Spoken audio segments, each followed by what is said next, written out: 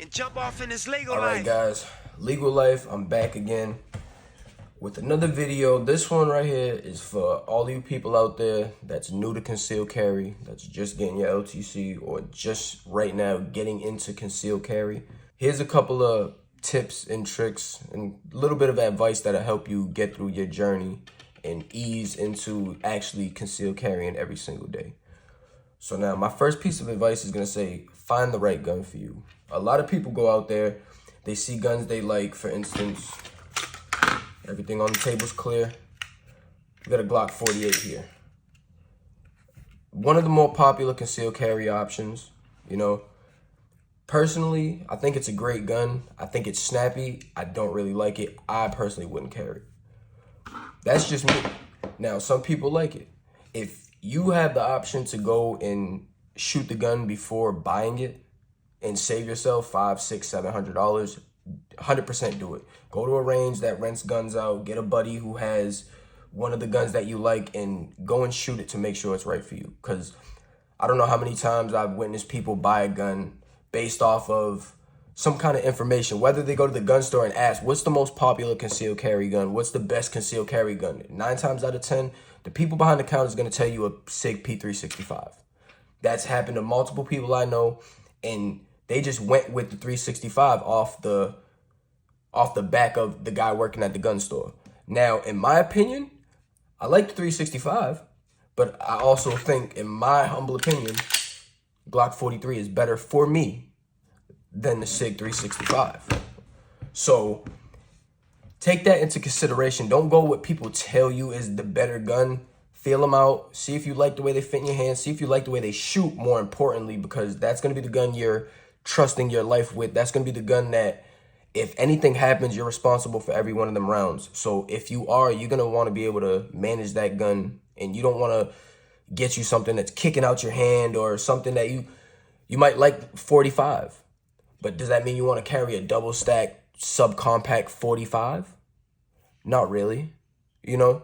So make sure you just think about what you're going to get.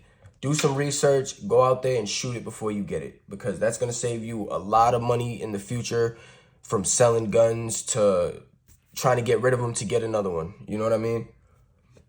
So on my next tip is going to be getting used to carrying with a round in the chamber. Now, for a lot of people, this is going to be a little unnerving. So they're going to assume, yeah, my gun could go off at any time. Your appendix carrying, so that's pointed right at your junk. You know, I'm going to give you guys an exercise that I did that helped get a little bit more comfortable with carrying with one in the chamber. And that's, we got clear firearm on the table. So what I want you to do is get your gun, your firearm, whatever it is. You're going to load your mag up. You're going to get a full mag. You're going to rack your chamber with nothing in.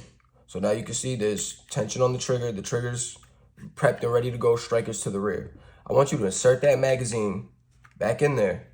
And then I want you to carry that gun for 3 days. Them 3 days, all day for 3 days. At the end of the 3rd day, I want you to take the gun out. You're going to drop your magazine. You're going to rack it to make sure it's clear. And you're going to pull the trigger. And the one thing you're going to notice is that trigger never moved. The striker never slammed forward. The gun is not going to shoot without you physically pulling that trigger. Certain guns, yeah, drop safety issues and certain things to that nature, but 10 times out of 10, these guns, you can leave them sitting just like this for 2 years with a round in the chamber, striker pre-cocked, ready to go. This gun will never fire itself. Neither will this gun. 99% of guns will not fire without you touching them. There are them rare mistakes, but this is for the people who feel a little nervous about it and think they might shoot themselves or something like that. 3 days, you'll notice that that trigger never moved once. You never heard this sound by accident. It just did it by itself. Never, not once. So doing that will show you that your gun is not going to shoot without you touching the trigger.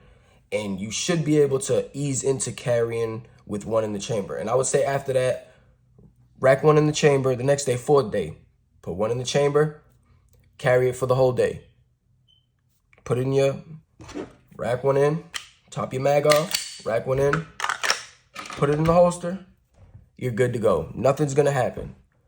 I feel like it's it's an adjustment. You need to get used to it. A lot of people are not comfortable pointing a loaded gun at their junk, and I mean, I understand it 110%, but 9 times out of 10, it's gonna be your mistake that would cause that gun to go off.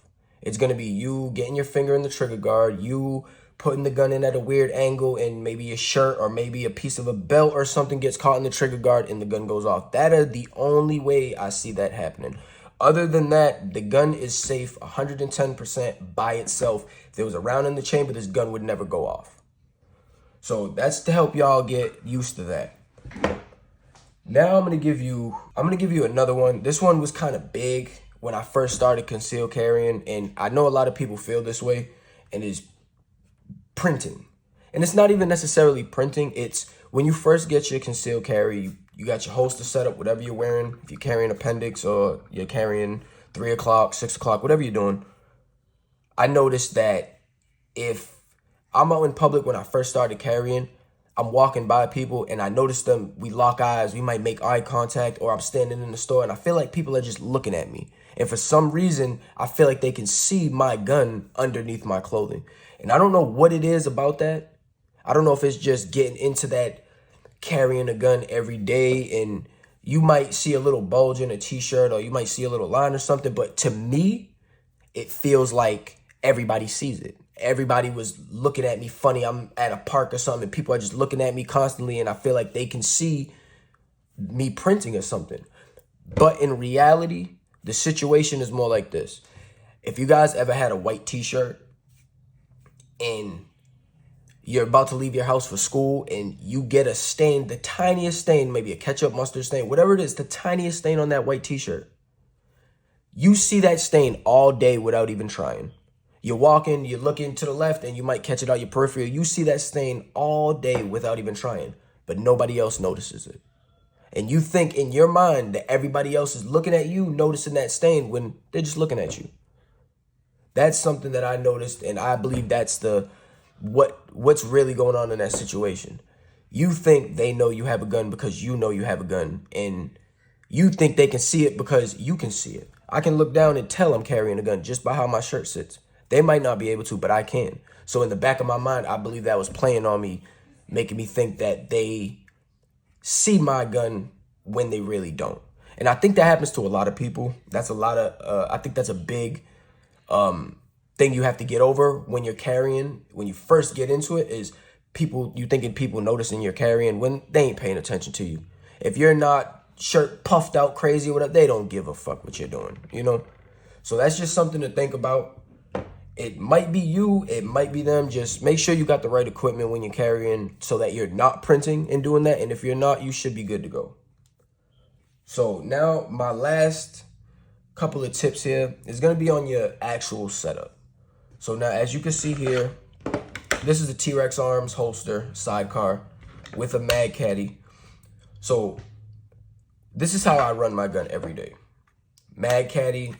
For me, this setup, the width of it and everything, it balances perfect in that appendix right in the front of your pants. It balances perfect, right? You have your mag on one side, gun on the other. Everything kind of smooths out. You don't have one big bump on one side, as opposed to using a single claw design like this for the 48, where this is just the gun puffing out on one side and your belt might come back around. For me, it wasn't the way I like to carry. Now, if I do carry in something like this and I can't carry an extra mag, I recommend a mag holder of some sorts. This is by 3D Evolutions.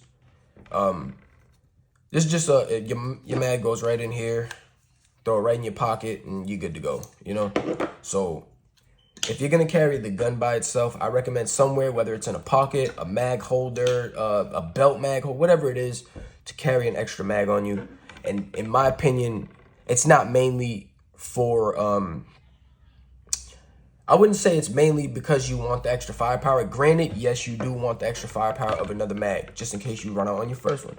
But the chances of that happening are slim.